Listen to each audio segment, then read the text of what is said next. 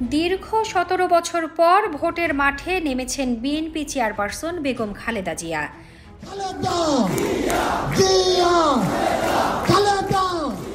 ৩ জেলার ৩টি আসনে দলীয় মনোনয়ন নিয়েছেন তিনি। দিনাজপুর ৩,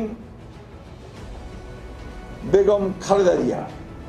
দিনাজপুর সদর থেকে বেগম খালেদা জিয়া। দলীয় চেয়ারপারসনের এই মনোনয়ন নিয়ে উচ্ছ্বাসে ভাসছেন আসন ৩টির নেতাকর্মীরা। দলীয় সূত্র জানিয়েছে, খালেদা জিয়াকে মনোনয়ন দিয়ে বিশেষ বার্তা দেয়া হয়েছে। তার এই মনোনয়ন দলীয় নেতাকর্মীদের ঐক্যবদ্ধ হওয়ার একটা উপলক্ষ। দলীয় চেয়ারপারসন প্রার্থী হওয়ায় তিনি সরাসরি ভোটের মাঠে যাচ্ছেন। একই সঙ্গে তিনি নির্বাচনী প্রক্রিয়ায় থাকছেন, তার দিক নির্দেশনাও পাবেন নেতাকর্মীরা। এতে নির্বাচনের মাঠে বাড়তি সুবিধা হবে, দলের বিভেদ বিভক্তি এড়ানো সহজ হবে। নেতাকর্মীরা বলছেন, বেগম খালেদা জিয়া যতবার যত আসনে নির্বাচন করেছেন তাকে কেউ হারাতে পারেনি। বেগম খালেদা জিয়া নির্বাচনে অংশ নেয়ার খবরে উচ্ছ্বাসে ফেটে পড়েন দলের সর্বস্তরের নেতাকর্মী। ফেনী ১, দিনাজপুর ৩ এবং বগুড়া ৭ আসনে প্রার্থী হবেন খালেদা জিয়া। এর আগে জীবনে যতগুলো নির্বাচনে অংশ নিয়েছেন, কোনো নির্বাচনেই হারেননি তিনি। দেশের বিভিন্ন জেলার আসন থেকে সর্বোচ্চ 5টি আসনে দাঁড়িয়েও বিজয়ী হন সাবেক এই প্রধানমন্ত্রী।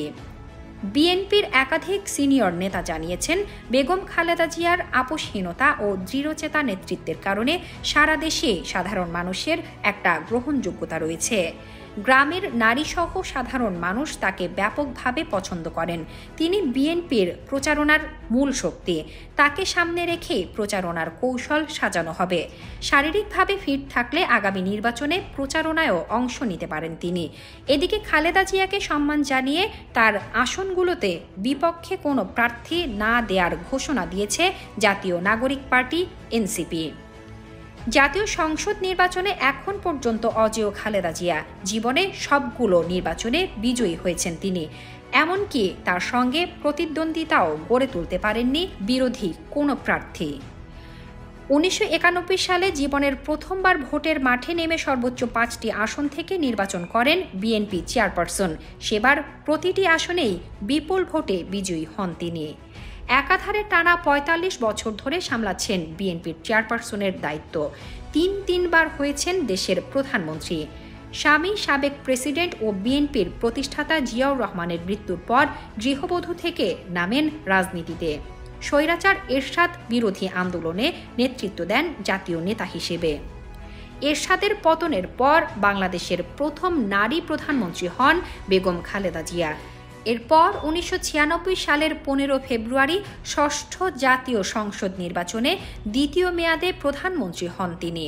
২০০১ সালে অষ্টম জাতীয় সংসদ নির্বাচনে বিজয়ী হয়ে তৃতীয় দফায় প্রধানমন্ত্রী হন তিনি।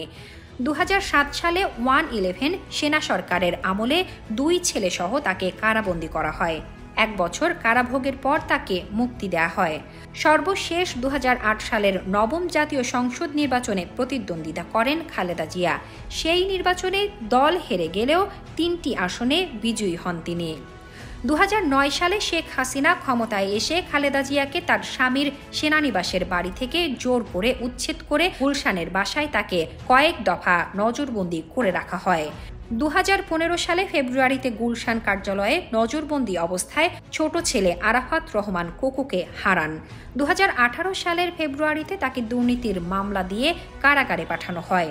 2 বছর কারাভোগের পর ২০২০ সালে করোনা মহামারী শুরু হলে তাকে শর্ত সাপেক্ষে সাময়িক মুক্তি দেয় তৎকালীন আওয়ামী লীগ সরকার। কারাগার থেকে মুক্তি দিলেও লিভার সিরোসিস সহ বার্ধক্যজনিত নানা রোগের উন্নত চিকিৎসার জন্য তাকে বিদেশে যেতে দেওয়া হয়নি।